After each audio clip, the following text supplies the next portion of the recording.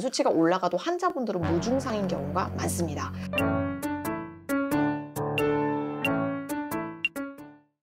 네, 여러분 안녕하세요. 간본 의사원입니다. 오늘은 제가 좀 특이한 주제를 다루도록 할게요. 먼저 시작하기에 앞서서 제 내과 1년 선배 중에 이주명 교수님이라는 분이 계세요.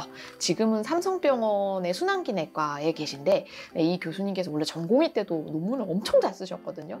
근데 결국 그러다가 일을 내신 거예요. 올해 저희 뉴 잉글랜드 저널 오브 메디슨이라고 의학 저널 중에 끝판왕 1등, 무조건 1등 하는 그 저널에 단독으로 논문을 이제 일저자로 내셨고요. 이 NEJM이 얼마나 대단한 논문이냐면 일단 한국인이 이 NEJM의 단독 일저자나 아니면 교신저자로 논문을 낸 경우가 제가 알기로는 10명 이내인 걸로 알고 있습니다.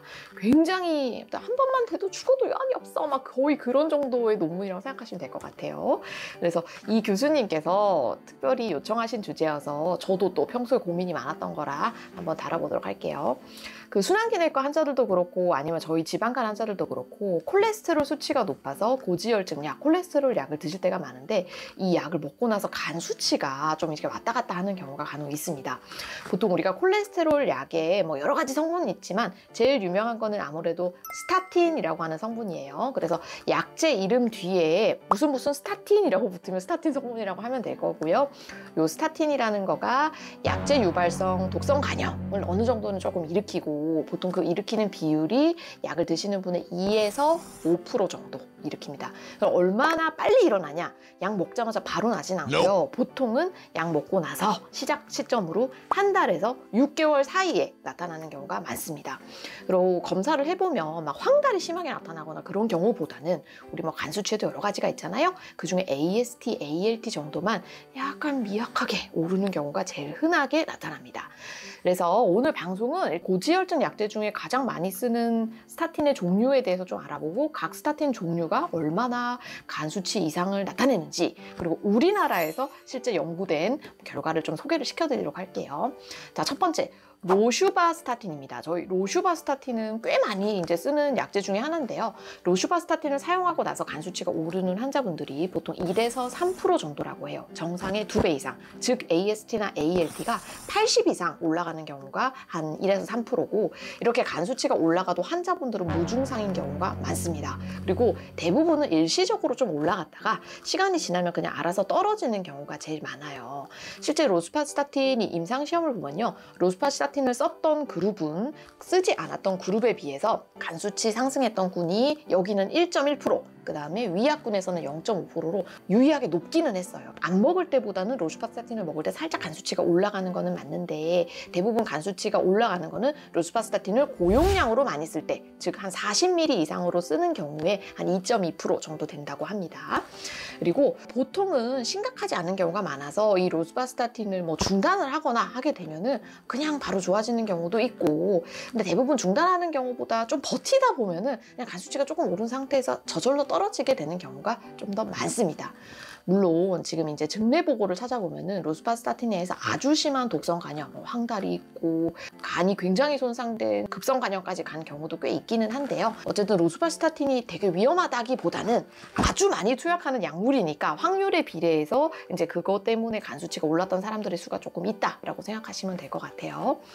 자, 그러면 이 로슈바스타틴 때문에 간 수치가 오르면 약을 무조건 끊어야 되나?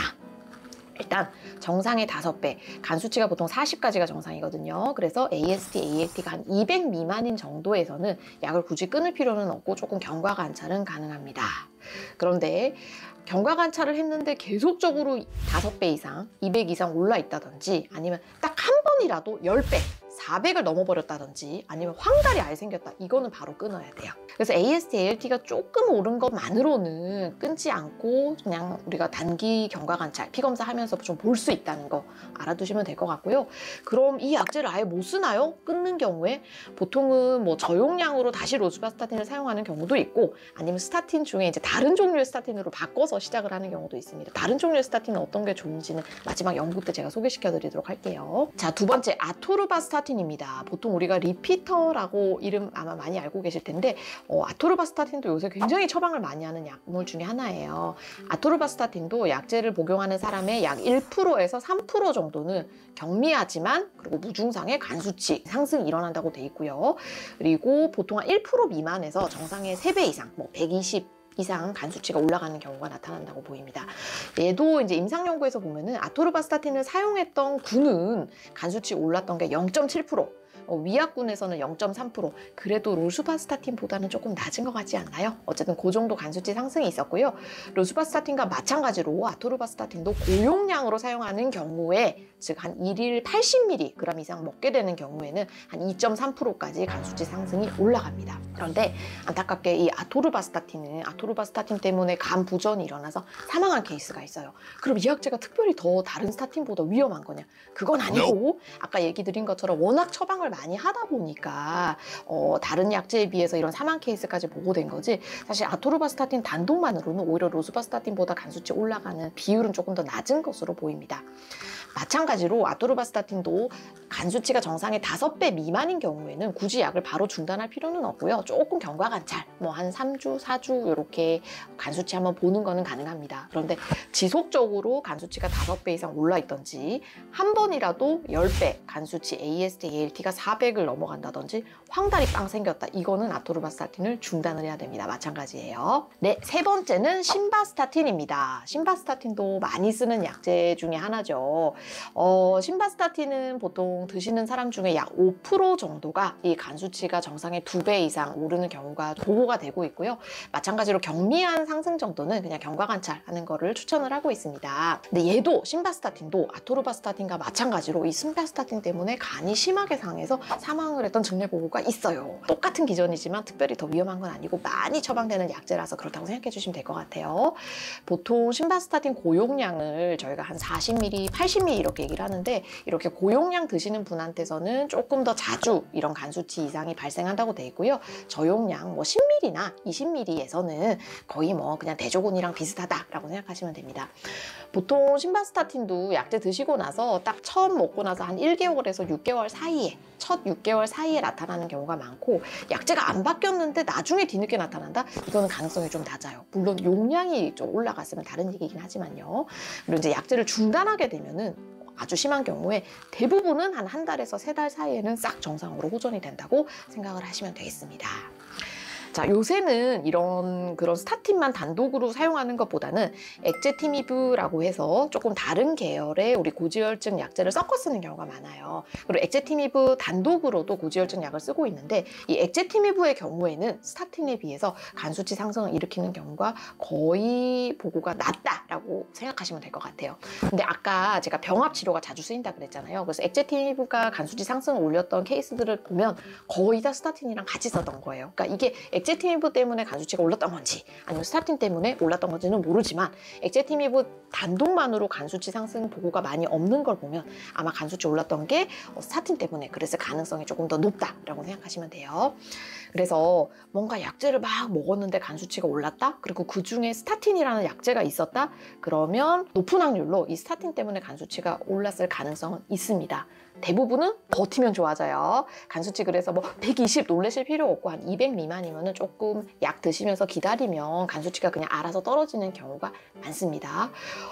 근데 굉장히 많이 올랐는데 약 끊었는데 제 간 괜찮나요? 아까 얘기 드린 대로 어떤 스타틴이든지 간에 대부분의 심각한 경우에서도 약제를 중단하고 한 달에서 3달 정도 안에는 정상간으로 들어오기 때문에 너무 걱정하지 마세요. 자, 이렇게 제가 약제에 관한 설명까지는 드렸고요. 이제 우리나라에서 발표가 됐던 이런 고지혈증 약제 때문에 간 상하는 사람들의 빈도가 어떻고, 주로 어떤 사람들한테 이런 간 수치 상승이 많이 일어나는지 한번 보도록 할게요. 네, 이 고지혈증 약 먹고 나서 간 수치 올린 연구가 생각보다 많지 않았어요. 이게 왜 그러냐면, 고지혈증 약은 주로 소화기내과에 처방하잖아요. 간 수치 오른 거는 소화기내과에서 보잖아요. 이렇게 교집합에 있는 주제는 여기서도 관심이 없고, 수상기내과도 별로 관심이 없고, 소화기내과에서 관심이 없습니다. 있어요. 왜냐하면 대부분의 경우는 이게 중한 질환이 아니거든요. 약제 끊으면 그냥 좋아지는 거니까.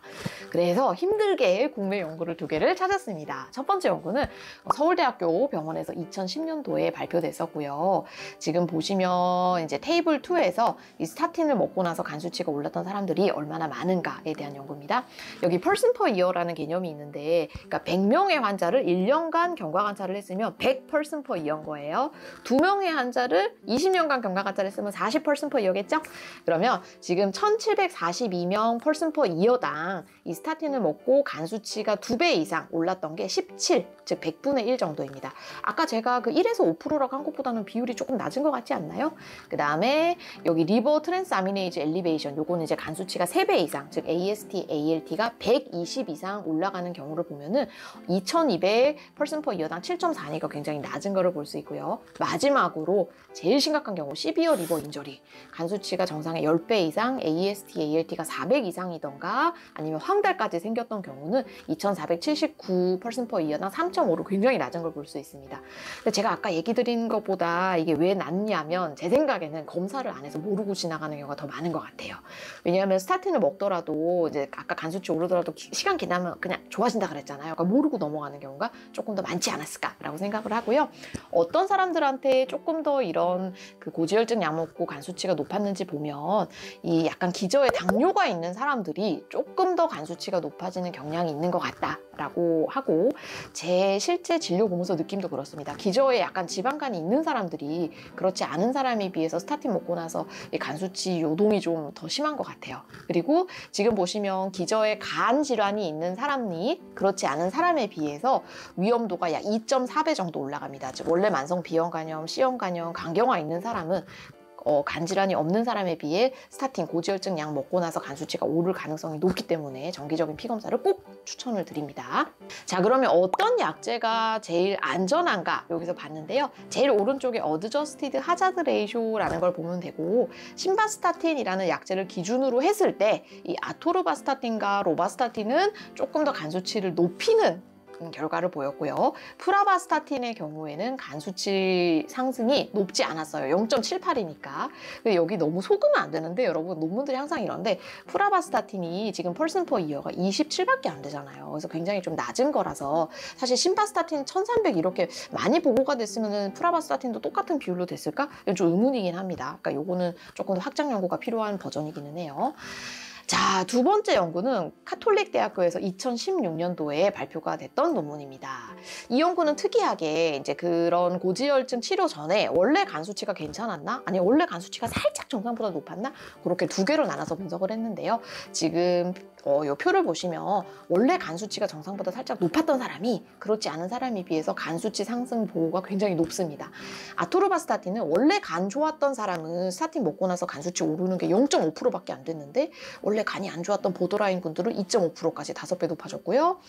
플루바스타틴의 경우에는 간이 좋았던 사람은 간 수치가 올랐던 사람이 한 명도 없었던 반면에 보더라인에 있던 사람은 6.9%까지 올랐고, 나머지 다른 종류의 스타틴들도 동일하게 원래 간 수치가 안 좋았던 사람이 약 먹고 나서 간 수치가 더 안 좋아질 가능성이 높다라는 결론을 시사를 합니다.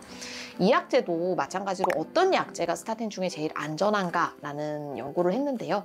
이 아토르바스타틴이라는 약제를 기준으로 했을 때 플루바스타틴이라는 약제가 2.96배로 간 수치 높이는 비율이 높았다는 거고요. 그 밑에 있는 피타바스타틴이라는 약제는 0.76으로 간 수치를 높일 확률이 높지 않다. 근데 이제 약간 컨피던스 인터벌 그 신뢰 구간이 1을 포함은 하고 있기 때문에 0.76이 낮춰는 주는 것 같습니다만 유의한 정도는 아니다. 이렇게 생각하시면 되겠어요. 그럼 이게 왜 중요하냐면, 아까 뭐 제가 아토르바스타틴, 심바스타틴 먹고 나서 간 수치 되게 높아져서 약제 끊어야 되는 사람도 있다고 얘기 드렸잖아요. 그 사람들 계속 약 끊을 수는 없거든요. 언젠가는 약을 먹어야 될 수 있는데, 그때 바꾸는 약제로는 지금 보면 뭐 피타바스타틴, 아까 첫 번째 연구에서는 나왔던 게 뭐 프라바스타틴 이런 걸로 바꾸면 좋다는 정보를 드리는 거였습니다. 네, 오늘 좀 학술적인 내용이어서 어렵진 않으셨는지 모르겠습니다. 여러분 혹시 이런 고지혈증 약 드시고 뭐 간 수치 높다거나 하시면 너무 걱정하지 마시고 약제 중단하면 좋아지는 경우가 대부분이니까 선생님의 진료를 잘 따라주세요.